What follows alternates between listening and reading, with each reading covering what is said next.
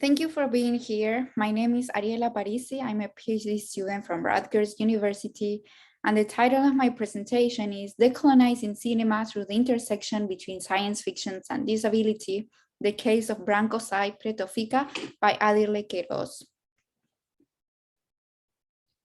The film Branco Sai Preto Fica by Brazilian director Ariela Parisi explores the possibilities of the intersection between the documentary genre and science fiction to reflect upon violence executed against the Black population of Zealandia in 1986. The introduction of science fiction elements into the equation, such as time traveling, allows the director to view the historical past not from the present, but from a dystopian near future, where state surveillance and institutional violence appear to be ubiquitous. The daily struggle endured by the two main characters, Marquín and Sertana, includes dealing with the physical consequences of the events suffered in 1986. Marquín has been paralyzed due to a stray bullet and must use a wheelchair to get around, while Sertana has lost a leg and wears a mechanical prosthesis. The intersectionality between technology and disability has led critics to read these characters in the framework of posthumanism and to include them within the category of cyborgs. In this work, I aim to explore the relationship between disability and technology, not only through the category of cyborg, but also through the term misfit proposed by Garland Thompson. By exploring these categories, the author emphasized the dynamic material relation between body and the word that makes a person disabled. I will argue that misfitting in terms of mobility allows the two characters of the film to execute other type of agency in the realm of cinematic language.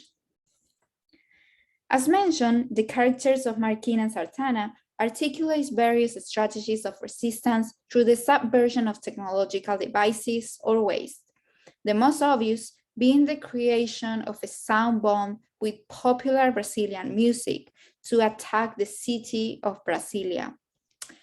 But they also use technology to access what they have been denied: mobility, locomotion, and movement through the territory. Branco Sai Preto Fica is located in a border territory. A pilot plane of Brasilia as a control center opposed the visual chaos invaded by Zealandia metal waste. This spatial liminality has been well pointed out by Alfredo Supia, who, following Lisa Rivera, calls the film part of a larger corpus of borderland science fiction. The author classified Queiro's film as a border narrative that joins other existing ones, such as La Sonambula by Argentine director Fernando Spinner and Sleep Dealer by American director Alex Rivera. Just as the character exerts resistance and seeks revenge and justice, so does the film on an extra diegetic level.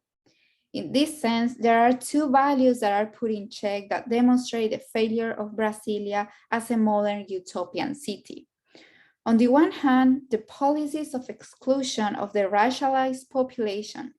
On the other hand, not satisfied with excluding them, the state also persecutes them and violently disrupts the expression of popular art, such as the Black dance or Quarentão, to denounce the discriminatory policies of segregation and violence toward the peripheral populations of Brasilia.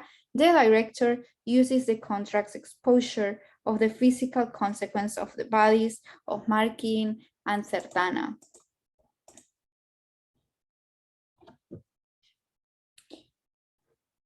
Both characters carry the direct scar of police brutality on their physique, but in addition, they have become technological dependent bodies to be able to move and live. In other words, they are misfits. The combination between man and machine that is articulated in both characters and their relationships of technological dependence endows them with the quality of cyborgs of the underdevelopment. The figure of the cyborg has been conceptualized from Donna Haraway's essay, who has used it framed within feminist theory.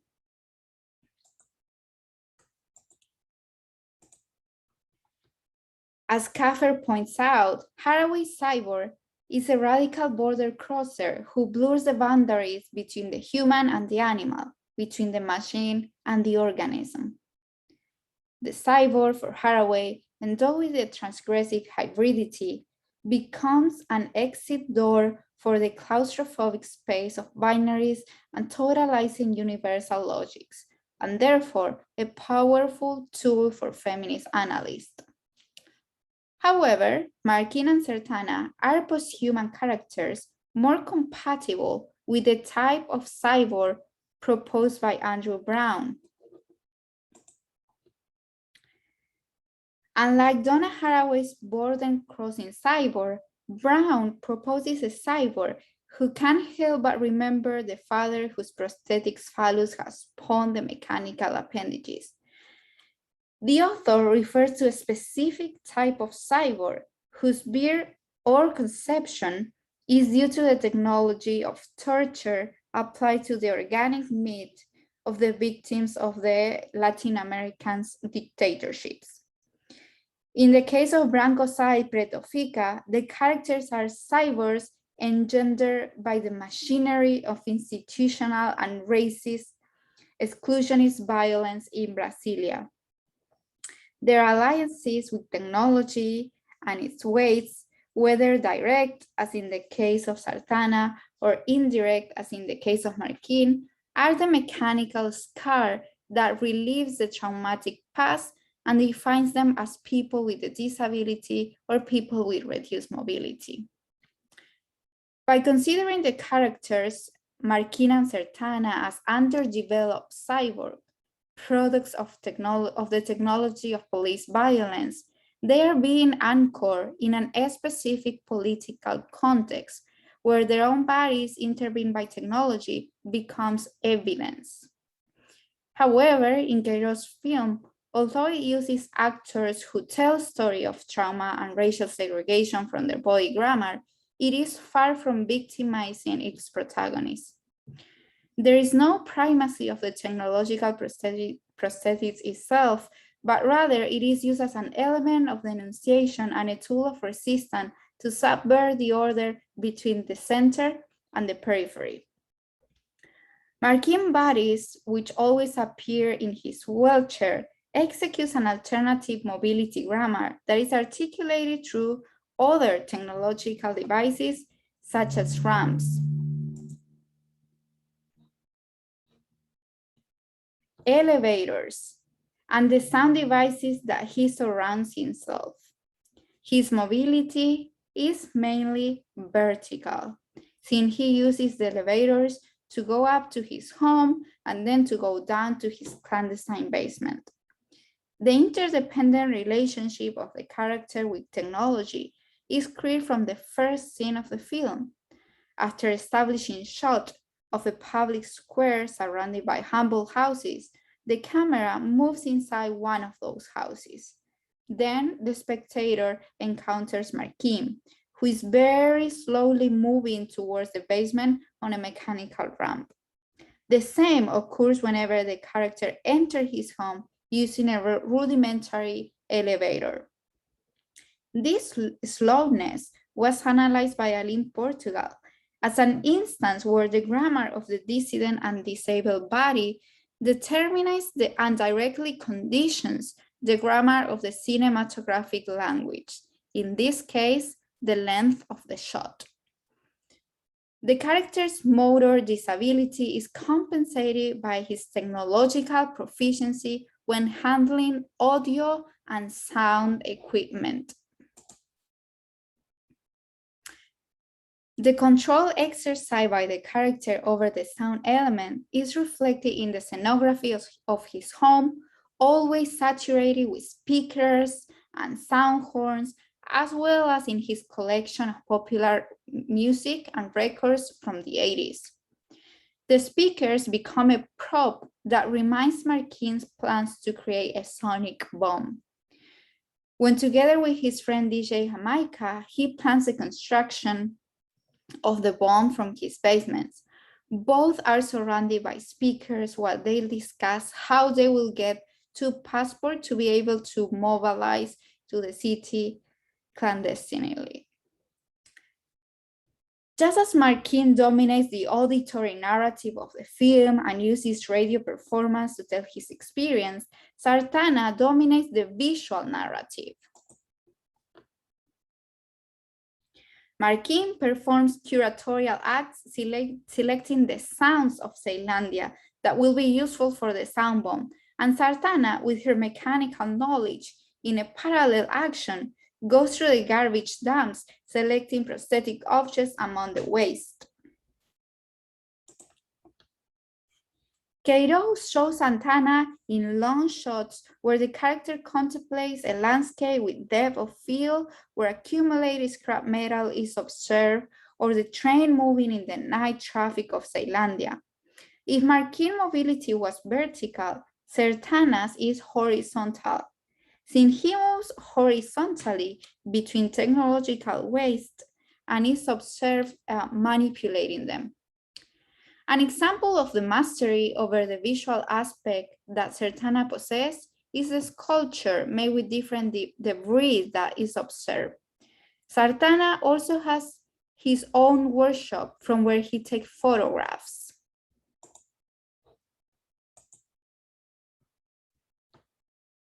Other relevant scenes that allow us to understand Sartana as a visual creator are those in which he is observed drawing. These scenes must be read in relation to their preceding and subsequent scenes. Only then will the viewer understand that Sartana is drawing Dimas, a character who embodies a time traveler seeking for justice. In some cases, graphic match is even used between Sartana's drawing and Dimas' scenes. This relationship between Sartana's drawing and the character of Dimas has led Supia to affirm that the mechanic feels the presence of the time traveler. Another possible hypothesis is that Dimas is a product of Sartana's invention, and therefore his existence is fictional. However, Sartana's manipulation of the images within the framework of the hybridity between participatory documentary and science fictions allow the formulation of a third hypothesis. In another layer of the meta-filmic and self-referential level of Branco Cypre Tofica, Sartana is running the film's own storyboarding. By including these scenes, Queiroz is giving the character control of the cinematographic speech. It is important to consider this point in an extra-diegetic framework. Queiroz works without a script, and it is in the editing stage that he builds his narrative. Sartana not only draws scenes that will later be included in the film, but also projects them at home, thus generating a metaphorical visual prolepsis of what will happen later. With these scenes, the role of Queiroz is blurred and gives way to the autonomy of his character.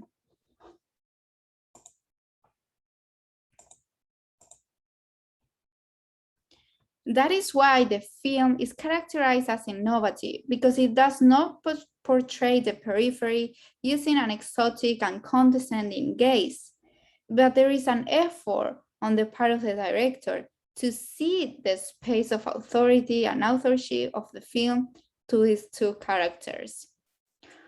Whether or not there is a personal relationship between the actors and the director, due to the dynamics that occur between the characters and the environment, it is clear that both have some control over the narrative of the film. There is a deliberate intention to mark that agency in the structure, which is not linear, but obeys these two non-hegemonic corporalities of Marquin and Sertana. In the same way, The slow temporality, the sound, and even the camera work are articulated in function and at the character's will. Toward the end of the film, after watching them work together, Marquine and Sertana are ready to carry out their plan. Before the explosion of the sound bomb, there is a set of completely melancholic scenes. Sartana is plunged into the darkness of his room after looking wistfully at a family photo album. He himself turned off the lights using an electrical switch and is left in darkness. This darkness is very suggestive because until that moment, the character was always presented working in his night studio with rotating lights on the wall. His desk, his drawings, always well lit. The use of the projector also suggests that the character is intrinsically linked to the manipulation of light. In another melancholic scene, Marquine is seen hiding all his records inside a sofa. His records are the evidence of his ability to curate good popular music and the symbolism of his longing for the past times. After placing the records inside the sofa, Marquine takes it outside and sets it on fire, also burning his precious records. It is difficult not to inquire about the nature of this gesture of resignation, mainly when the melancholy atmosphere is interrupted by the launch of the sound bomb toward the city of Brasilia, while a lively popular song sounds. In this final moment, the convergence of the two narratives of the protagonist is observed.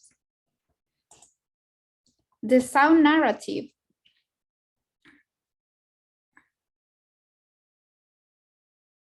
of Marquine in the song and the visual narrative of Sertana in his drawing of the destruction of Brasilia. Brasilia appears out of the field in most of Queiroz films. Only in this final apocalyptic moment is Dimas seen looking into the distance where the Congress is located, the epitome of the power of the center. Dimas, the time traveler, witnessed the destruction of Brasilia. The film ends without the character intervening. The literal destruction of Brasilia indicates that for Queiroz, the only possible way to end inequalities is not to subvert the center with the periphery and carry out an exchange operation between the two. The solution, rather, must be more extreme. The center must be completely destroyed so that the periphery ceases to exist as well. This notion is also perpetuated in his film, Era una vez Brasilia, in which another time traveler must go to the past and assassinate the president Juscelino Kubitschek, responsible for the construction of the capital city. Perhaps this idea explains the final melancholy of the characters. Eliminating the center also cancels along with it their own condition as peripheral beings.